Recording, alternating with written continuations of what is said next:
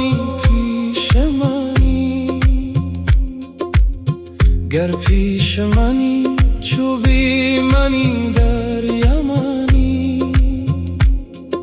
چشم من و نام تو یک خانه شده، دل من خسته به تو کاشانه شده.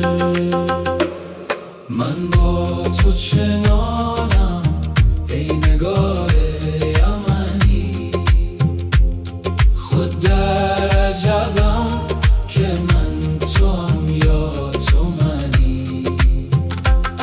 من با تو چنانم ای نگار یمنی، خود در عجبم که من توام یا تو منی.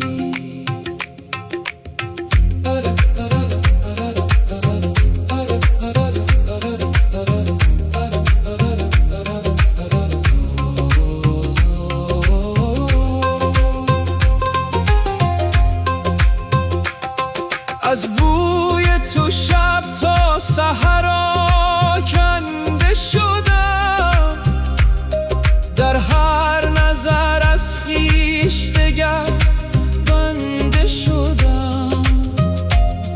هر جا که تویی قبل به آن سوس دلم، بی نام تو هر روز غریب است دلم.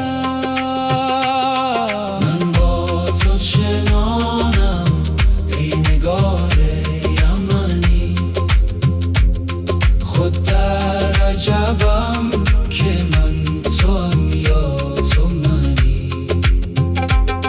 من با تو چنانم ای نگار یمنی، خود در عجبم که من توام یا تو منی.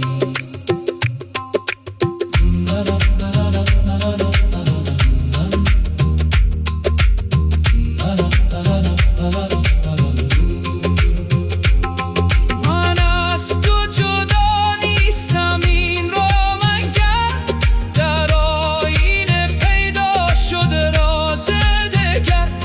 یک جان و دو پیکر اگرچه دوری، در سینه یکی قصه مستوری. من با تو چنانم ای نگار یمنی،